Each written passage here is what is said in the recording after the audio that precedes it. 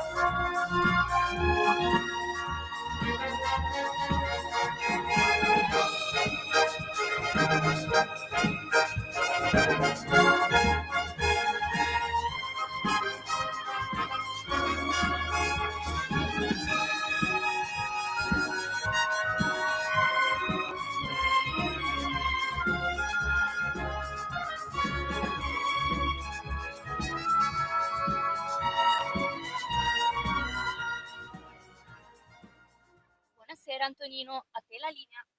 Love, exciting and new, come aboard, we are expecting you. Love boat, soon we'll be making another run. Scusate, ma questa esecuzione dell'orchestra dell'ARD tedesca, della televisione tedesca, la WDR Funkhaus Orchester, che è il tema di Love Boat, quello originale, scritto da Jack Jones nel 1979, come potete immaginare mi fa sognare. Sì, amiche e amici miei, ma non dell'avventura, buonasera. E poi voglio dire, Natalia, intanto buonasera e buon lavoro, ma tutto sommato, ma io non potrei darmi alla carriera di cantante, secondo te? Assolutamente, un altro tuo talento.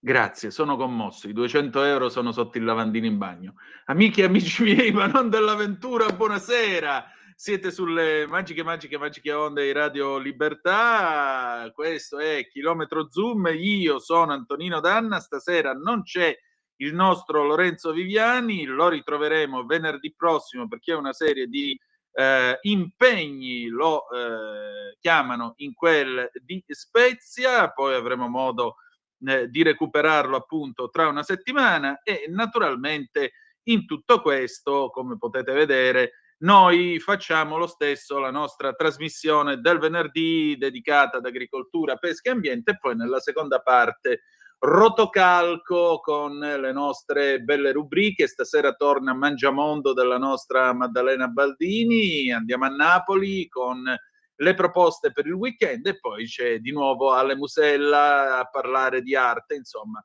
roba di altissimo livello, almeno io ci spero, poi siete voi che giudicate. Scusate, c'è qui un'ascoltatrice evidentemente che non si firma, hai una voce stupenda Antonino, si canta. Non so chi tu sia, ma grazie. Vabbè, ok, vi ricordo come sempre, date il Anita, grazie di cuore. Vi ricordo come sempre, date il sangue, in ospedale serve sempre, salverete vite umane, chi salva una vita umana salva il mondo intero. Secondo appello radiolibertà.net. Fesso chi non lo legge, perché vi perdete un bellissimo giornale online dove ci sono i liberamente del direttore responsabile Giovanni Sallusti, gli autodafè di Giulio Cainarca, la rassegna stampa di Semivarin, videopillole e molto altro ancora.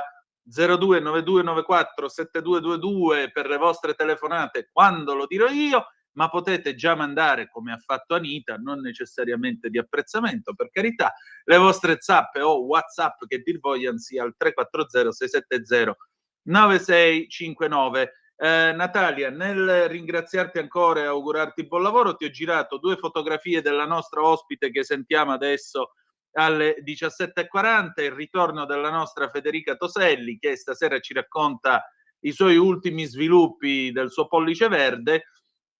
E in tutto questo diamo, sì, scaricale per favore, intanto diamo le ultime notizie, perché uno parte tutto bello contento, la bot, poi lo sapete, io se rinasco voglio essere Isaac, il barista di colore, perché quella giacca rossa è fenomenale. Ma al di là di questo, voglio dire, uno parte tutto bello tranquillo, poi la realtà lo acchiappa per un orecchio e se lo porta e gli dice sì, vabbè, ora però guarda che sta succedendo. ANSA, La Spezia, studente accoltellato a scuola in condizioni critiche. Fermato un suo compagno, Valditara, episodio gravissimo. L'episodio all'interno dell'istituto professionale Domenico Chiodo. Il ragazzo è stato colpito al fianco da un coetaneo e trasportato d'urgenza in ospedale. E ancora il rogo a Cran Montanà, la procura chiede 400.000 franchi per la libertà dei coniugi Moretti. La nota, il collegio è il garante della privacy, piena fiducia nella magistratura, andiamo avanti. In Campidoglio, a Roma, la manifestazione di solidarietà alle proteste in Iran, foto di gruppo del Campo Largo. Il caso, l'influencer di Parma trasformata in icona suprematista con l'IA, foto modificate a sua insaputa associate a simboli nazisti. L'anniversario Gaudì, grandissimo Gaudì, sì, qua esce fuori il Pier Vittorio Scimia che è in me, perché è un vero mito. Gaudì, l'architetto che scolpì l'anima di Barcellona, nel centenario della morte, Barcellona si prepara a un anno di celebrazioni. Un abbraccio grande a Rosanna Banfi che dice: un nuovo cancro, ma mia mamma mi ha protetta. Bene, adesso noi, niente, io vi devo dare questa notizia di La Spezia perché veramente è riuscita l'operazione chirurgica sullo studente accoltellato stamattina in un istituto professionale della Spezia, scrive l'ANSA. Lo hanno annunciato gli stessi medici ai familiari, alla cinquantina di compagni di scuola che sono assiepati dal primo pomeriggio al di fuori del padiglione 5 dell'ospedale Sant'Andrea, dove il giovane è ricoverato in prognosi riservata. La coltellata ha colpito il ragazzo alla milza, perforandola. Soccorso dai volontari della Croce Rossa locale e dai medici del 118, è stato trasportato d'urgenza presso la shock room del pronto soccorso dell'ospedale Sant'Andrea. L'imponente fuoriuscita di sangue ha portato all'arresto cardiocircolatorio, ma i chirurghi sono riusciti a rianimarlo. Dio ti ringrazio. Rimangono comunque critiche le condizioni del 18enne, mentre è in questura sotto interrogatorio l'autore dell'aggressione. Si tratta di uno studente di 19 anni, gli inquirenti stanno lavorando per risalire al movente della violenta aggressione. Al ragazzo, che secondo le prime informazioni sarebbe italiano di origini straniere, potrebbe venir contestato il tentato omicidio aggravato dalla premeditazione. Il coltello da cucina, cioè sto leggendo bene, il coltello da cucina utilizzato per ferire il suo compagno sarebbe infatti stato portato da casa. Il giovane ferito, che ha 18 anni, è di origini egiziane ma nato in Italia. Secondo quanto si è appreso, la lite tra i due, probabilmente per motivi sentimentali, sarebbe iniziata nei bagni dell'istituto e l'aggressione vera e propria si è consumata in aula, dove la vittima aveva cercato rifugio. La dinamica dell'aggressione è comunque ancora in fase di ricostruzione da parte degli specialisti della squadra mobile della Spezia. Quanto accaduto all'istituto Einaudi Chiodo della Spezia è di una gravità assoluta. Allo studente ferito e alla sua famiglia va la mia sentita vicinanza. Episodi di questo genere non devono trovare spazio nella nostra società. La scuola è impegnata a trasmettere valori e insegnare il rispetto delle persone e delle regole. nel dialogo e nel rifiuto di ogni forma di violenza. Così il ministro dell'istruzione e del merito, Giuseppe Valditara. Io non ho altro da aggiungere rispetto a quello che ha detto il ministro Valditara. Trovo però che questi nuovi italiani, come vedete, stanno portando dei costumi che francamente non è il caso di ritrovare. Tra l'altro il coltello da cucina che ti porti da casa, e uno dice allora l'hai premeditato il discorso. Cioè, non è che è stata una rissa, ha preso una cosa che c'era lì e l'ha pugnalato, no. Uno potrebbe anche pensare, ipotizzare, ma allora si tratta di qualcosa che hai pensato prima. In ogni caso, questo dovrebbe farci pensare ai nuovi arrivi che arrivano in questo paese. Dobbiamo continuare a vigilare su chi entra in questo paese, perché poi nascono i figli e i figli ereditano. Evidentemente qualcuno, non dico che eredita, ma qualcuno è evidentemente più incline a certi modi di fare che non pertengono agli italiani. Va bene, adesso però abbiamo al telefono la nostra Federica Toselli. Ciao Federica, come stai? Ciao, buonasera, tutto bene? Adesso Oh, sto meglio. Abbiamo avuto l'influenza 2 settimane fa che avete provato a contattarmi, Lorenzo, ma non ero proprio in forma, anzi, assolutamente no. Insomma, passata la burrasca si sta meglio. Faccio gli bene, come auguri vanno? di buon anno a tutti. Dimmi. Ecco, grazie, buon anno anche a te. Senti, come vanno le tue esperienze col Pollice Verde? Ricordiamo che la nostra Federica è insomma un'imprenditrice agricola, ma ha anche questa passione del Pollice Verde. Infatti ci ha mandato delle foto. Di che cosa ti stai occupando? Ma adesso in questo periodo sono, diciamo, sono momentaneamente fuori azienda. Comunque sì, scusami. Prego. Scusate perché mio figlio è sotto. È il bello della diretta. Allora, il bello della diretta, no, niente, insomma è un periodo un po', diciamo, di riposo, di attività aziendale, si fa per dire, insomma c'è sempre da fare, ma però non è il periodo della raccolta, questo che volevo dire. No, visto che parlavi di Pollice Verde, ti ho mandato una foto un po' di un'orchidea Sì. un po' particolare, perché quella è la mia l'orchidemania, purtroppo è una malattia che mi affligge da 30 anni, quindi ogni tanto mi prendo orchidee un po' particolari. Sì, sono, per chi magari ha la passione delle orchidee, queste tra virgolette sono abbastanza diffuse, però ecco, per chi magari si cimenta per la prima volta sono un po' strane. Sì. Loro, ecco, come le vedi, vivono negli ambienti naturali delle foreste tropicali, soprattutto in Thailandia, che vivono attaccate agli alberi, quindi la parte aerea dove c'è il fiore è proiettata verso l'alto dove prende il sole, invece le radici insomma si attaccano ma non depauperano, cioè non privano di fatto nulla le piante, servono solo le piante come ancoraggio, loro assorbono umidità e elementi nutritivi dall'atmosfera, ecco, tutto lì, insomma, questa è una vanda sostanzialmente. E così. Ci sta. Senti, dimmi. Niente. Dimmi pure. No, guarda, grosse cose non ne voglio dire, però ecco, avevo sotto mano su internet, insomma, una notizia che, vabbè, almeno ai colleghi agricoltori può interessare, che il 20 gennaio, ecco, davanti alla sede del Parlamento europeo, la Coldiretti, insomma, in questo caso la Coldiretti va con una delegazione di agricoltori perché vogliono opporsi alla firma del Mercosur che la von der Leyen vuole fare, cioè il Mercosur praticamente sarebbe un'ulteriore mazzata per l'agricoltura italiana, parliamo soprattutto di frutticoltura. Ecco, il Mercosur sarebbe un accordo commerciale, lo dico molto sinteticamente, poi lo sai meglio tu di me, tra l'Unione Europea, insomma, lo scambio di prodotti con tutti i paesi con alcuni paesi del Sud America.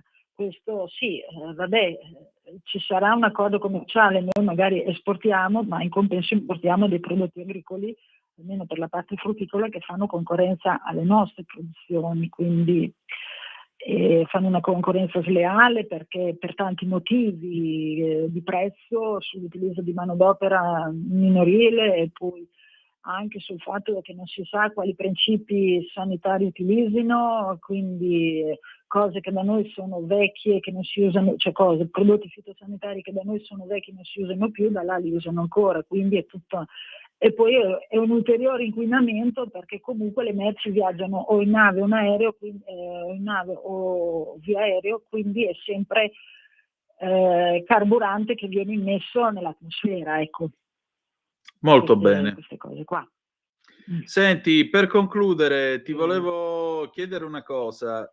Come siamo messi invece in campagna?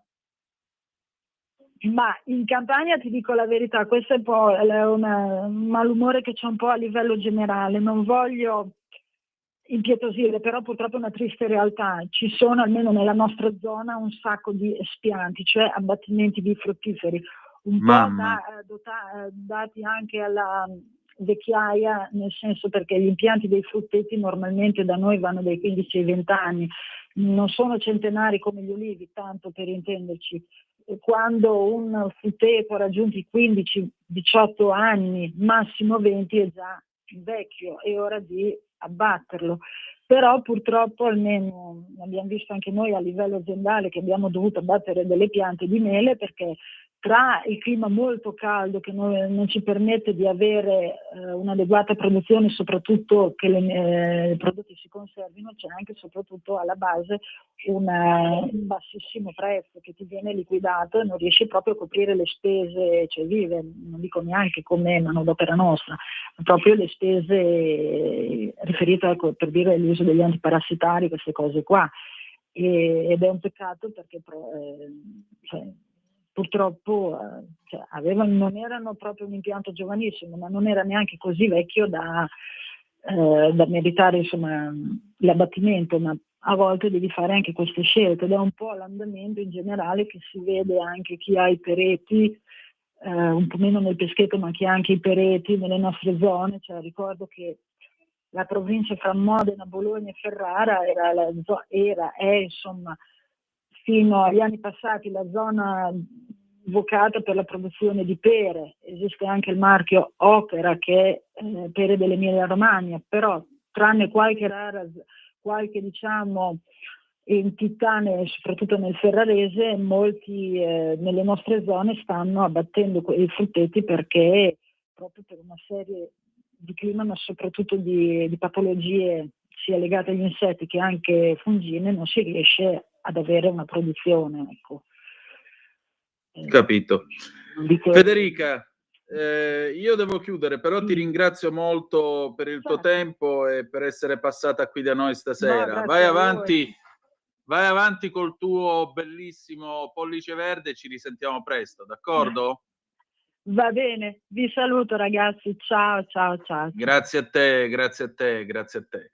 E adesso vediamo se riusciamo ad avere con noi Marco Campomenosi da Bruxelles, vediamo se riusciamo ad averlo e naturalmente parlare con lui della questione Mercosur. Siamo un po' in ritardo, ci scusiamo già con lui, ma dovremmo spionarlo a breve. Vediamo un momentino. No, mi sa che il buon Campomenosi non c'è. Non c'è più veleno per la mia. No, quella era la canzone della Pausini. No, niente, non c'è proprio, d'accordo. Allora, Campomenosi niente, lo recupereremo venerdì prossimo insieme con Lorenzo Viviani. Apriamo il telefono 0292947222 se volete intervenire. Sono le 17:51 minuti e 20 secondi di oggi, venerdì 16 di gennaio. Nel frattempo io vi dico che è arrivata un'altra zappa al 340-670-9659. Il nuovo italiano si era portato il coltello da cucina a scuola perché voleva farsi un panino con la milza del compagno durante l'intervallo. Humor nero, però certo, diciamo che lascia molto da pensare la cosa, lascia molto da pensare. E soprattutto è questa frequenza con cui queste cose cominciano ad accadere che a me francamente danno molto da preoccupare.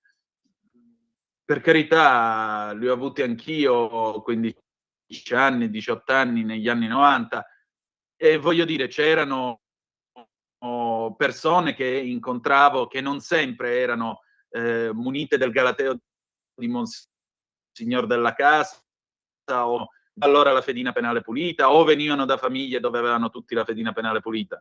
Però non era un ambiente nel quale ti venivano fuori i coltelli, non c'erano queste robe, non c'era assolutamente questa roba. Ora sembra essere quasi un trend che viene fuori. E la cosa, francamente, vi dico la verità, mi preoccupano un poco.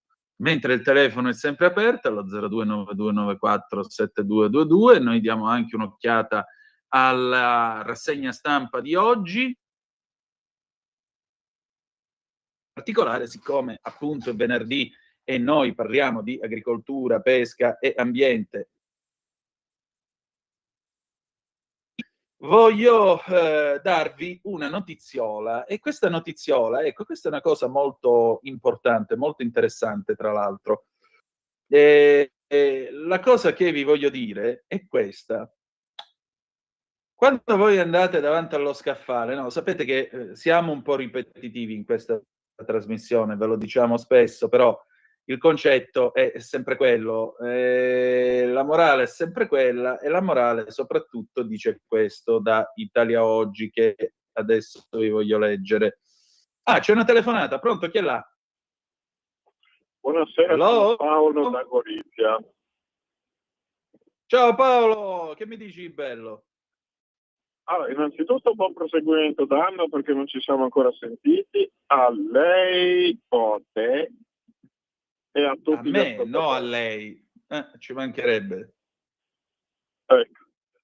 Poi purtroppo io mi sono collegato solo adesso per motivi di lavoro, quindi devo essere sincero, non so l'argomento della puntata di oggi, però sono 15 giorni, se non più, che sto meditando una mail alla tua destinazione, insomma, alla tua attenzione.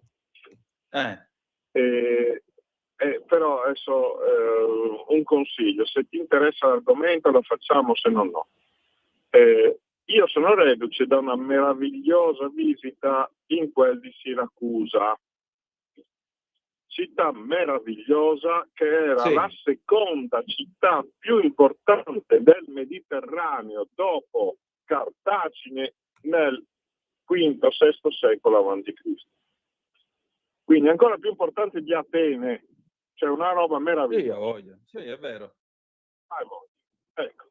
Allora vado a fare una visita fantastica al Museo Archeologico di Siracusa, enorme, 3 piani di meraviglie spettacolari che credo che siano fondamentali per la cultura non dell'Italia ma di tutto il mondo, per quello che contiene all'interno.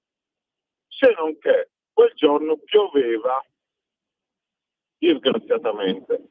Il problema è che non pioveva fuori, pioveva dentro. È mai possibile che noi teniamo uno dei più importanti musei dell'umanità, dove dobbiamo mettere i secchi nelle sale perché sgocciola sulla moquette? È mai possibile una cosa del genere? Su un museo che è anche recente, perché credo che sia degli anni 80-90, a occhio. Ora, abbiamo noi qualche personaggio che si possa interessare del problema e che solleciti un urgentissimo intervento di ristrutturazione? Evidentemente sì. So che l'argomento non è quello della serata, chiedo scusa, però è urgente perché penso che ogni secondo che passa sia un danno per la collettività. Quindi perdonami l'intrusione, la forzatura. No, l'intervento invece è attinente, anche perché lo sai che noi al venerdì abbiamo Mangiamondo, la rubrica di Maddalena Baldini, che ci porta in giro per bei posti, anche culturali, anche per musei, anche per posti così, oltre che a scoprire le ricchezze gastronomiche di vari posti in Italia e in Europa. Per cui, come vedi, sei ampiamente in tema. Guarda, io cercherò di trovare qualcuno, ora su due piedi non ti saprei dire chi, però è chiaro che qualcuno sicuramente ci sarà che è in grado di dare una risposta, anche perché, voglio dire, la Lega è partito di governo, per cui o di riffe o di raffe ci dobbiamo occupare pure di beni artistici e culturali. Benissimo, per cui ci sarà modo e maniera di passare questa segnalazione e anche di parlare di queste cose, perché vedi Paolo, tu giustamente dici una cosa che a me personalmente, vabbè, da un lato dà un dolore atroce, dall'altro mi fa incazzare triplo, perché penso a tutte quelle facce di bronzo che per fortuna io non vedo più da anni, che tu incontri quando vai a Natale, che torni al paesello, i quali puntualmente ti dicono: ah, noi qui camperemmo solo di turismo. È una cazzata immane, perché come è noto il turismo da solo non basta a garantire la sopravvivenza economica di un'area, ma a maggior ragione a gente così, che dentro i musei non ci mette piede nemmeno se gli spari, a gente così bisognerebbe rispondere: pensa che ci sono dei musei dove gli piove dentro e nessuno ci va, per cui immagina che, o comunque chi ci va trova che ci piove dentro, e questa non è una bella cosa.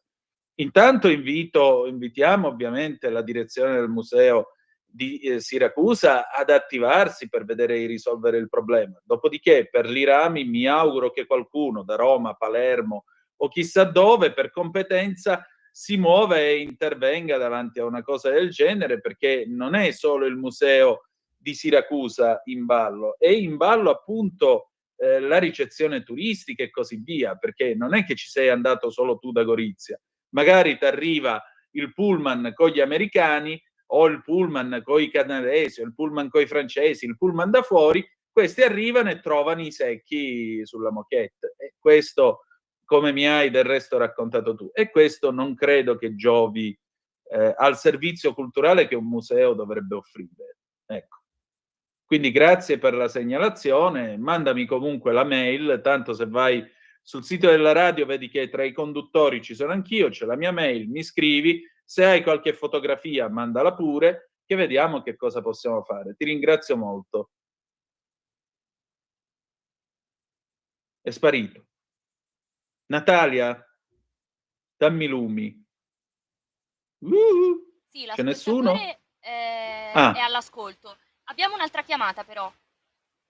ma sono le 18, quindi la prendiamo alle 18:10 dopo Liberamente del direttore responsabile Giovanni Sallusti. A tra poco.